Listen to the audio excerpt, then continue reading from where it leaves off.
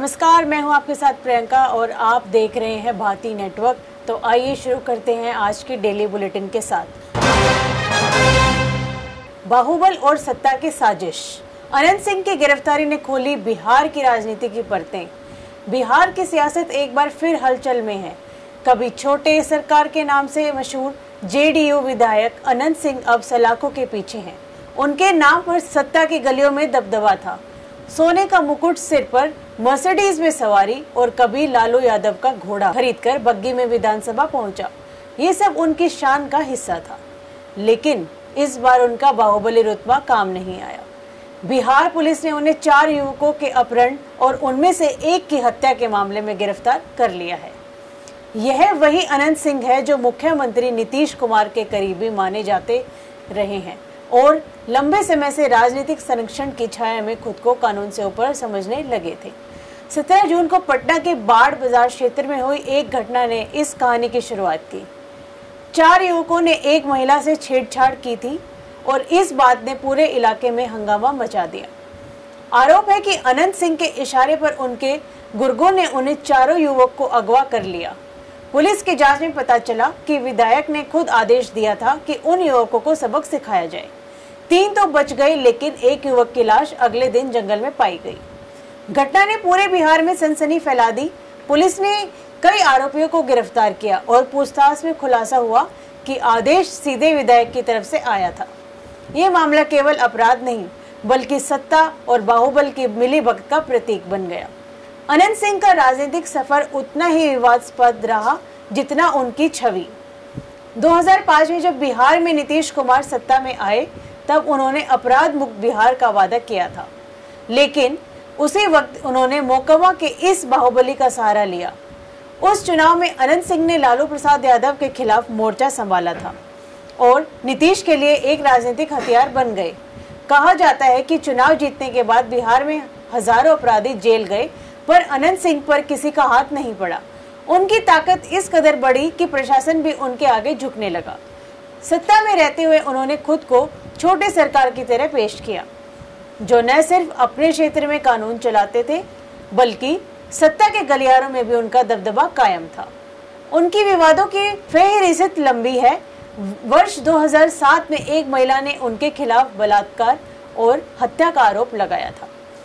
जब एक news channel के पत्रकार ने उनसे इस मामले पर सवाल किया तो उन्होंने कैमरे के सामने ही पत्रकार की बेरहमी से पिटाई कर दी।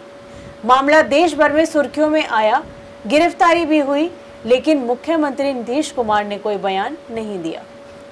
उनकी यह चुप्पी सत्ता और बाहुबली के रिश्ते की गहराई बताने के लिए काफी था। यह वही दौर था जब बिहार में शहाबुद्दीन जैसे बाहुबलियों पर कार्रवाई हो रही थी, लेकिन अनंत सिंह अछूत रहे। साल 2013 में भी अनंत सिंह सुर्खियों में आए जब उन पर पटना के पोश पाटलिपुत्र कॉलोनी स्थित अपने होटल के सामने अतिक्रमण करने का आरोप लगा। मामला बढ़ा तो समाज कल्याण मंत्री परवीन अमानुल्लाह, जो उनकी ही पार्टी के विधायक थी, बिना किसी सुरक्षा के मौके पर पहुंच गई। उन्होंने मौके पर ही होटल के अधिकारियों को अतिक्रमण हटाने का आदेश दिया। अनंत सिंह, जो अपनी दबंग छवि से सबको झुकाने के लिए जाने जाते थे, पहली बार पीछे हटने को मजबूर हुए। ये वो क्षण था जब सत्ता के गलियारों में चर्चा हुई कि शायद अब छोटे सरकार की ताकत कमजोर पड़ने लगी है। अनंत सिंह की लाइफस्टाइल भी हमेशा चर्चा में रही। एक तरफ वे गरीबों के मसीहा होने का दावा करते थे तो दूसरी ओर आलीशान जीवन जीते थे। उन्होंने 2005 में अपने चुनावी हल्फनामे में मात्र 3.40 लाख रुपए की संपत्ति घोषित की थी, लेकिन 5 साल बाद यानी 2010 में यह संपत्ति बढ़कर लगभग 39 लाख रुपए तक पहुंच गई। इतने कम समय में उनकी संपत्ति का बढ़ना कई सवाल खड़े करता है, मगर कभी किसी ने उनसे जवाब नहीं मांगा। 2007 में उन्होंने लालू प्रसाद यादव का मशहूर घोड़ा खरीदकर सबको चौंका दिया। लालू ने उन्हें घोड़ा बेचने से मना कर दिया तो उन्होंने किसी और के माध्यम से वही घोड़ा हासिल कर लिया और उसी पर सवार होकर मेले में पहुंचे। इसके बाद उन्होंने अपनी बग्गी को विधानसभा की सवारी बना लिया। उनका कहना था कि बग्गी से जाने में पेट्रोल नहीं लगता, इसलिए उन्होंने मर्सिडीज छोड़ दी। लेकिन जानकारों का कहना है कि यह सब दिखावा था, शक्ति और प्रभाव दिखाने का तरीका। सोने का मुकुट पहनना, हवाई फायरिंग करना, अजगर पालना, ये सब उनके शौक बन गए थे। राजनीतिक में उनके बढ़ते प्रभाव के बीच कई नेताओं ने उनकी आलोचना भी की।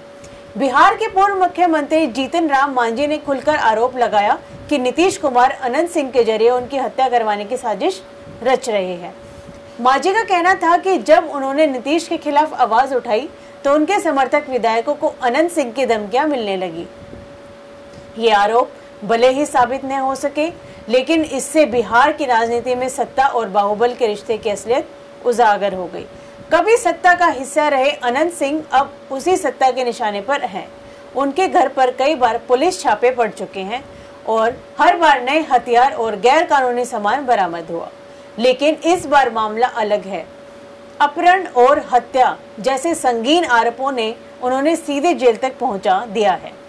जिनके इशारों पर लोग कभी कांपते थे, अब वही हथकड़ी में पुलिस वैन में बैठकर अदालत जा रहे हैं। बिहार की जनता के लिए गिरफ्तारी सिर्फ एक अपराधी के जेल जाने की खबर नहीं है, बल्कि एक बड़ा संकेत है कि राजनीति में बाहुबल का दौर शायद ढलान पर है।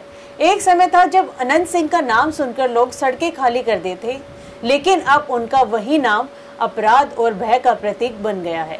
उनके समर्थक इसे साजिश बता रहे हैं, मगर राज्य की राजनीति में यह गिरफ्तारी सत्ता और कानून के बीच की गई दूरी को दिखा रही है। कभी छोटे सरकार कहे जाने वाले इस नेता की कहानी अब बिहार की राजनीति में एक सबक की तरह दर्ज हो रही है। सत्ता की ताकत और कानून की पकड़ के बीच यह वही बिंदु है जहां अहंकार टूटता है। सोने का मुकुट, बग्गी और मर्सिडीज की चमक अब मिट चुकी है और उसके पीछे बचा है केवल एक बाहुबली की गिरती हुई इमेज, जो कभी बिहार की राजनीति का सबसे चमकता सितारा था। क्या इस गिरफ्तारी से बिहार की राजनीति सचमुच बदलेगी या यह भी एक अस्थायी हलचल साबित हो गई? यह आने वाला वक्त बताएगा, लेकिन फिलहाल इतना तय है कि सत्ता के गलियारों में अब छोटे सरकार की गूंज जगह पुलिस के सायरन ने ले ली। आइए अब बढ़ते हैं अगली खबर की ओर।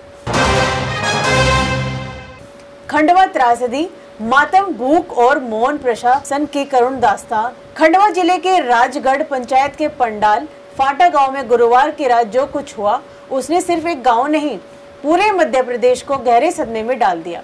एक हृदय विदारक हादसे में 11 मासूम बच्चों की मौत हो गई। इस त्रासदी के बाद पूरा गांव में मातम छा गया। हर घर में सन्नाटा, हर चेहरे पर आंसू और हर कोने में गूंजता एक ही सवाल, क्या हमारे बच्चों की जान की कीमत सिर्फ सरकारी आश्वासन है? गांव के गलियों में मातम पसरा था। कहीं चित्कार, कहीं सिसकियां, तो कहीं चुप्पी के पीछे छुपा असहनीय दर्द।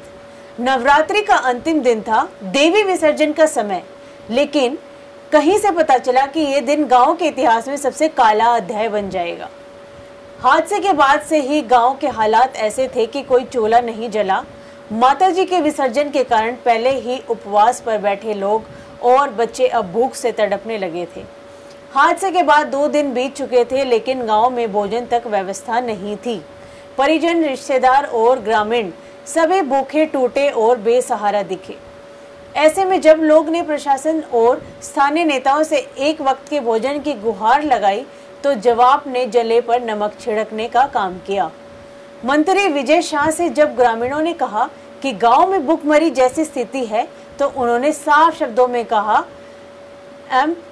शाम तक करवाते हैं। वहीं स्थानीय विधायक छाया मोरा का 2 टूक जवाब था, मैं कहां से करूं। इस अमानवीयता की हद तब पार हुई जब गांव के पटवारी ने कहा कि उन्हें सिर्फ अनाज बांटने का निर्देश है, पका हुआ खाना देना उनकी जिम्मेदारी नहीं है। यह वही घटना थी जिसे लेकर मुख्यमंत्री मोहन यादव और प्रधानमंत्री नरेंद्र मोदी तक ने शोक व्यक्त किया था। मुख्यमंत्री ने तत्काल 4 लाख रुपए और प्रधानमंत्री ने 2-2 लाख रुपए की सहायता की घोषणा की। जिला प्रशासन ने भी रातों रात प्रेस नोट जारी कर हर संभव सहायता देने का दावा किया, लेकिन इन दावों और घोषणाओं के बीच हकीकत यह थी कि पीड़ित परिवार 2 दिन तक भूख से तड़पते रहे। गांव की भूख तब थोड़ी सी बुझी जब पुलिस विभाग ने अपने जवानों के लिए मंगवाए गए खाने के पैकेट वहां बांट दिए। ये छोटी सी व्यवस्था उस बड़े से सवाल की ओर इशारा कर रही है कि क्या हमारे सिस्टम की मानवीय संवेदनाएं इतनी कमजोर हैं कि एक वक्त का खाना भी आपदा में नहीं पहुंचा सकते। दर्द की इस गूंज के बीच मुख्यमंत्री मोहन यादव गांव पहुंचे, पीड़ितों से मिले और हर संभव मदद का आश्वासन दे दिया। उन्होंने कहा कि यह घटना अत्यंत दुखद है, इसलिए मैं स्वयं यहां आया हूं। सभी मृतकों के परिजनों को 4-4 लाख रुपए की सहायता दी जा रही है। जो लोग घायल की मदद में सामने आए उन्हें 51 हजार रुपए की सम्मान राशि और 26 जनवरी को सम्मानित किया जाएगा। मुख्यमंत्री की संवेदना स्वागत योग्य थी, लेकिन सवाल यह है कि क्या संवेदना सिर्फ शब्दों तक सीमित रहेगी? कृपया एक संवेदनशील शासन की पहली जिम्मेदारी पीड़ितों की तत्काल मदद नहीं होनी चाहिए। वहीं कांग्रेस प्रदेश अध्यक्ष जीतू पटवारी भी गांव पहुंचे और सरकार से मांग की कि मृतकों के परिजनों को 1-1 करोड़ रुपए की सहायता दी जाए।